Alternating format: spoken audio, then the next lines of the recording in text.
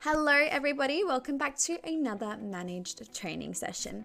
Today we're going to be running through the process of terminating a tenant in the system. Now, I'm not just going to be running through how to add in that termination date. Don't get me wrong, I'm definitely going to do it, but I always love to start to pair my training session videos with real life scenarios and how you can start to further use the system with its roles and responsibilities and features that go just beyond adding in a termination date. So starting to just maybe potentially structure that termination process of a scenario with an owner wanting to terminate their tenant and how you can start to adapt that through the system. So my scenario to begin with is my owner of 200 Gabby's house has given me a call and she has let me know that she is wanting to move back into the property and to give the tenant a 30-day termination notice. So I've just had that phone call with that owner.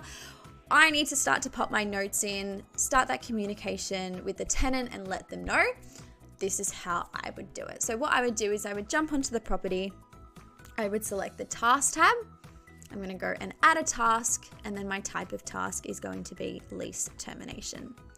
Now, to begin with, because I haven't called my tenant just yet, maybe I just want to stick to adding in my agency notes and my owner notes to begin with. All I'm going to do is assign my task follower to just be, for now, the owner. Now, keep in mind, I can always go back and edit and change it, but for now, I'm just going to assign the owner. I'm going to add in my title and description. Remember, keep in mind your title and description can be viewed by everyone that is assigned to the task. So just be a little bit nuanced in what you are writing in that title and that description. So for this one, I'm going to pop lease termination.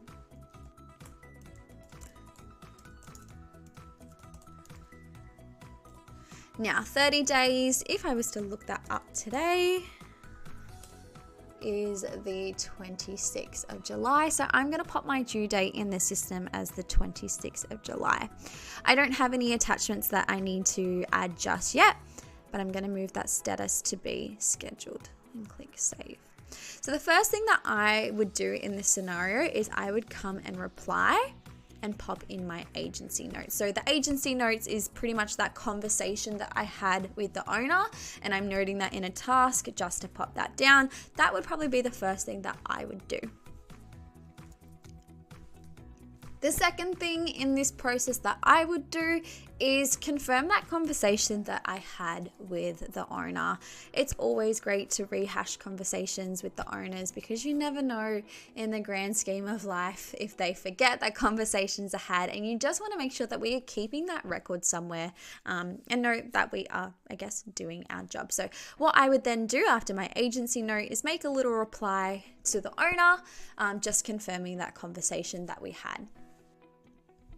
Perfect. I have added in my notes and I have now rehashed and confirmed that conversation with my owner. So that's an active task in the system.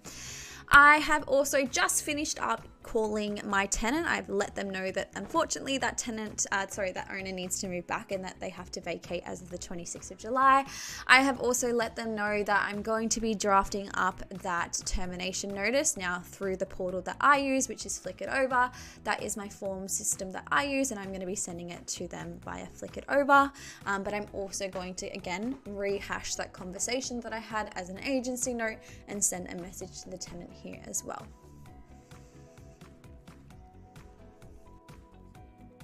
So I have sent the tenants a termination notice via Flick It Over, which is that forms provider that we use. Now that I have done that, I'm going to edit my task. I'm now going to assign the tenant to the task. I'm going to upload a copy of that termination notice. So I've uploaded the termination notice, I've assigned the tenant. Now I'm just going to confirm that conversation that I had with the tenant over the phone and pop it in an email to the tenant through managed. I have popped my notes in the system. I'm going to jump over to my lease tab and I'm going to add that termination date in the system. So I'm going to pop in the 26th of July. And the reason for that one is going to be an end of lease. I'm going to at this point, you've got two options. You can either cancel the termination if you've popped any incorrect details in, or you can complete the termination. Now, usually I would suggest if the tenant is vacating the property, I will just allow the system to auto-complete it once it reaches the termination date.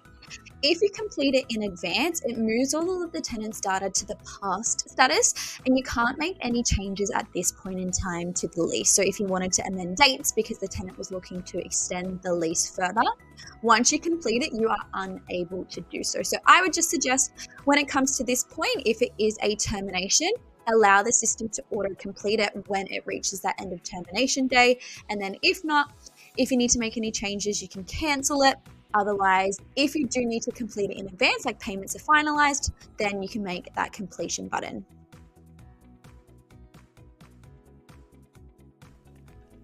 Now, say for example, I wanted to check in on all of the tenants that I've sent a lease termination, but I can't remember all of them because this month I sent 10. How I would remember which tenants I have sent notices to vacate, I would go to the action center, I would select lease termination, and I can see all of the tasks in the system created for the tenants that need to vacate. And I would just go through this list. Say for example, for this one, I can see all of the notes. Maybe the tenant called me in a week later and sort of had let me know that they are wanting to actually vacate earlier than the original date booked in, and my conversation could be with the owner. Is that okay? Is that agreed? Yes or no? If it was a yes, I would just go back to that lease tab and update the details. But pretty much that task is a great way for you to sort of track the tenants that are vacating in the system. Not only is it done that, but it's a great way to start to store your communication in the system for the tenants that are vacating, so people in your team know that that conversation was had, that the owner's been notified, the tenant's been notified, that copy of the task is there with that attachment. So yeah, that is sort of a way in regards to a process of a lease termination and starting to, I guess, use the different features of managed as well to get everything a little bit more in-house.